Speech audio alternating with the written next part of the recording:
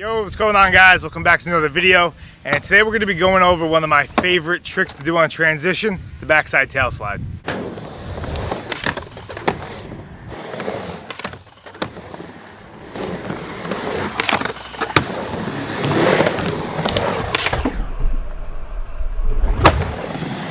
Alright guys, so for the backside tail slide, the first thing you want to focus on is your foot positioning.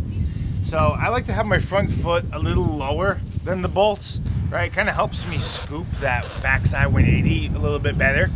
But before you start trying it on transition, go to the flat, like anywhere. I like to do it on the mini ramp because it's smooth ground, and just practice this half backside 180 scraping motion. All right, I remember when I was first trying it, I was getting nowhere close to locking in on the coping.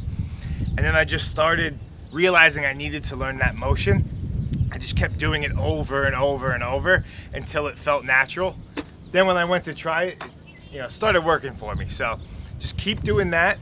Stay light-footed and scrape the tail and land with all your weight on your right foot, and just keep doing that. So once you have that scraping motion down, the next thing you want to focus on is the angle that you're coming up at. So I like to come at a pretty big angle, like 45 degrees, right? So that way when I get up to the coping and I do that scraping motion, I'm really only turning like just a little bit, scraping, and then the rest kind of happens as you're locking in. So if you've never done a backside tail before, I'd recommend just doing the stall first, getting those down. But the same principles apply, you're just not gonna go at the same big angle. You're gonna come more straight at it. Okay, next is the actual lock-in, right? When you get into the tail slide and you're finally like starting to get into it, you wanna make sure that you're on your toes, like the ball of your foot, because if you're not and you get into it flat-footed, which will be your initial instinct just because it feels safer, but if you get into it flat-footed, you're just gonna usually stick unless it's super waxy.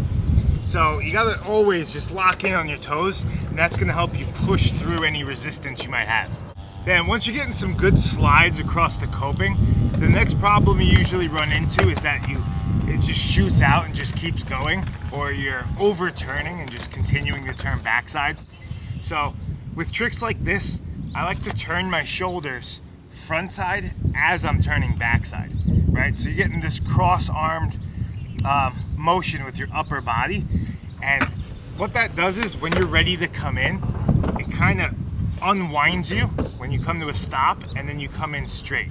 So it's like preemptively turning so you can stay straight. And the last thing you want to keep in mind is how your weight's distributed. You want to be just far enough behind it that you're sliding but not slipping out, and that when you go to stand up, you almost let your resistance bring you back up to being over the board. And just make sure you're patient with yourself with this one, because it's difficult to get used to that motion, and it's definitely an intimidating trick to get at first. But if you keep doing it and work your way up, start on smaller ramps, practice that technique I showed you where you're just scraping on the flat, and you should be able to get it. If you guys have any questions, just leave them in the comments below, and thanks for watching.